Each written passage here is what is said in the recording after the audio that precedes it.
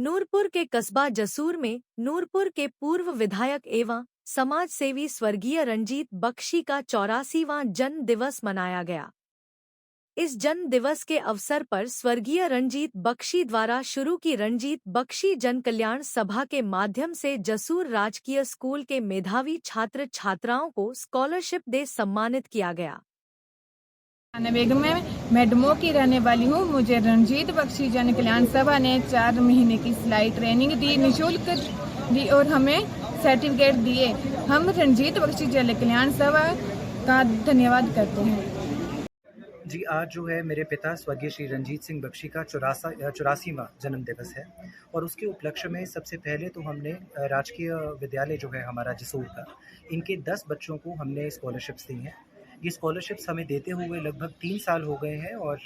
जैसा कि मैंने वहाँ भी कहा, हमें बहुत गर्व होता है इस बात का कि हमारी स्कॉलरशिप्स लेकर कुछ ऐसे बच्चे हैं जो यहाँ से निकल कर स्टेट लेवल के टॉपर्स बने हैं। इसके अतिरिक्त हम लोगों ने महिलाओं को आत्मनिर्भर बनाने की जो एक कवायद चलाई है, उसके अंतर्गत हमने अपना पहला सिलाई कोर्स जो है उसे ख़त्म किया, जिसे 8 लड़कियों ने सक्सेसफुली पूरा किया है और उनमें से जो टॉप 3 लड़कियां आई हैं, उन लड़कियों को हमने 3 सिलाई मशीनें दी हैं ताकि वो आगे जाकर अपना किसी न किसी तरह का बिज़नेस, कोई व्यापार शुरू कर पाएँ और अपनी ज़िंदगी में आर्थिक तौर पर आत्मनिर्भर रह पाएँ। साथ ही हमारे ब्यूटी पार्लर का ये 5वां बैच जो है हमने इस बार बिठाया है। इसका अर्थ ये भी है कि हम अब तक 10-10 लड़कियों को कोर्स कराते आए हैं, मतलब 50 परिवारों,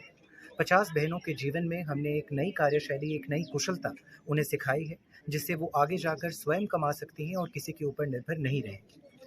आज हमारा ये जो एक आयोजन था, ये जो फंक्शन था, ये सिर्फ महिलाओं पर और बच्चों के ऊपर फोकस नहीं था,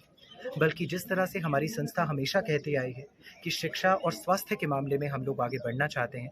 उसी को हम लोग आगे बढ़ाते हुए आज भी ढोल ठाकरा की हमारी जो एक टीम है, हमारे पास अभी आ रही है, जिस स्कूल को हमने प्रदेश सरकार के अपना विद्यालय के अंतर्गत अडॉप्ट किया है। उन्हें भी हम तकरीबन 75,000 की अगली किश्त आज देने वाले हैं, जिसका अर्थ ये होगा कि हम अभी तक उस स्कूल के नए भवन के निर्माण में 2 लाख तक का खर्चा कर चुके हैं और आगे भी हम यही प्रयत्न करते रहेंगे कि शिक्षा के जो मंदिर हैं, पहले भूल ठाकरा और उसके बाद शायद कोई और सरकारी स्कूल,